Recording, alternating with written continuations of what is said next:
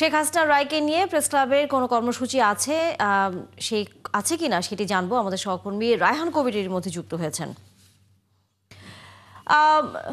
রায়হান আশা রায়হান আশা করি আপনি আমাকে শুনতে পাচ্ছেন। সেটি হচ্ছে যে প্রেস ক্লাবে কোনো কর্মসূচি বা সেখানে কেউ উপস্থিত হয়েছেন কিনা, জুলাই গণঅভ্যুত্থানে যারা নিহত বা আহত হয়েছেন সেরকম স্বজনরা কেউ আছেন কিনা, যেহেতু আদালত প্রাঙ্গণে নিরাপত্তা ব্যবস্থা জোরদার করা হয়েছে, সেখানে চলাচল সীমিত রাখা হয়েছে।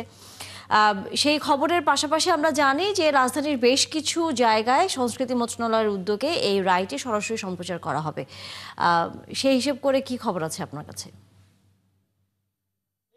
আমরা সকাল থেকে প্রেস ক্লাব এবং ঢাকা বিশ্ববিদ্যালয় এবং ঢাকা দক্ষিণের বেশ কিছু এলাকায় আমরা ঘুরে দেখেছি। এখানে শুধু প্রেস ক্লাব নয়, আশেপাশে কোথাও আমরা কারো কোনো কর্মসূচি বা কোনো প্রোগ্রাম আমরা দেখতে পাই নাই। আমাদের পিছনেই প্রেস ক্লাবের এই জায়গাটাই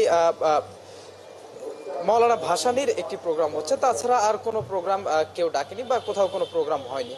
এবং বড় স্ক্রিনে দেখার যে ব্যাপারটা, এটাও আমরা বিভিন্ন মোড়ে আমরা দেখেছি, কোথাও এরকম কোনো সাজানো হয়নি যে মোড়গুলোতে সরাসরি দেখানো হবে।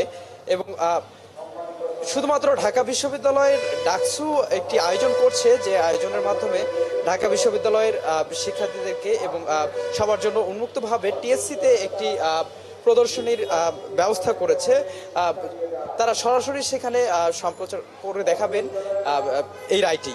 এবং সকাল থেকে আমরা নিরাপত্তার ব্যাপারে বিভিন্ন জায়গায় আমরা দেখেছি প্রশাসন অনেকটাই সরব রয়েছেন। যেখানে যাকে বা যেসব যানবাহনকে তাদের সন্দেহ হচ্ছে তাদের থামিয়ে বা সেই যানবাহনগুলো থামিয়ে তারা তাদের মতো তল্লাশি চালাচ্ছেন এবং দেখছেন সেখানে অনাকাঙ্ক্ষিত কিছু রয়েছে কিনা বা আশঙ্কাজনক কিছু রয়েছে কিনা। এবং আরেকটি ব্যাপার, সকাল থেকেই কিছুটা স্বাভাবিক যান চলাচল হলেও 11টার কিছুটা আগে আমরা এটা জিনিস খেয়াল করি, যান চলাচল অনেকটা সীমিত হয়েছে।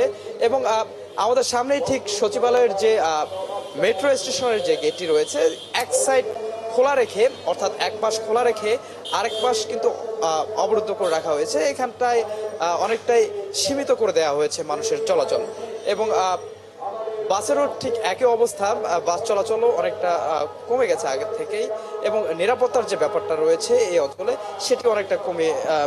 সেটি অনেকটা সক্রিয় করা হয়েছে। এবং মানুষের আনাগোনা, পথচারী যারা রয়েছে তাদের আনাগোনা আগের মতো থাকলেও গাড়ি ঘোড়া অনেকটাই সীমিত রয়েছে। এবং যারা নিম্ন শ্রেণীর মানুষজন রয়েছেন তারা শাটডাউন সম্পর্কে বলছেন যে তাদের আসলে দৈনন্দিন বেঁচে থাকার জন্য রাস্তায় আসতে হবে, তাদের কর্ম তাদের করতে হবে, সেজন্যই তারা বের হচ্ছেন এবং তাদের কাজ করছেন। এর কোনো শাটডাউনের যে প্রভাব রয়েছে সেটি আসলে তাদের মধ্যে সেভাবে প্রতিফলিত হচ্ছে না বলে তারা জানিয়েছেন। এবং পাশাপাশি আরেকটি ব্যাপার, পুরান ঢাকার বিভিন্ন এলাকায় আপনার যান চলাচল অনেকটাই আগের থেকে বেড়ে গেছে, যেহেতু কিছু জায়গায় সীমিত করা হয়েছে। সীমিত হওয়ার ফলে ওই দিকের যেসব রাস্তা সচল রয়েছে সেই রাস্তাগুলোয় যানজট অনেকটাই বেড়ে গেছে। এর পাশাপাশি আসলে অন্য কোনো সংগঠন বা আমাদের ঢাকা বিশ্ববিদ্যালয়ের বিভিন্ন ছাত্র সংগঠন বা প্রেস ক্লাবে দৈনন্দিন যে প্রোগ্রামগুলো হয় এগুলো অনেকটাই কম রয়েছে। এই ছিল সর্বশেষ প্রেস ক্লাব থেকে আজকের শাটডাউন কর্মসূচি।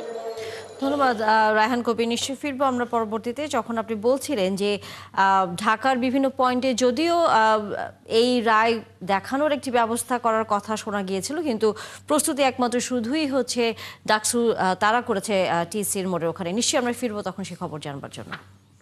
দর্শক, সহকর্মী রায়হান কবির ছিলেন আমাদের সাথে এতক্ষণ প্রেস ক্লাবের সামনে থেকে। এই মুহূর্তে আমরা যেতে চাই নয়া পল্টনে। সেখানে বিএনপির কার্যালয়ে কথা বলছেন বিএনপির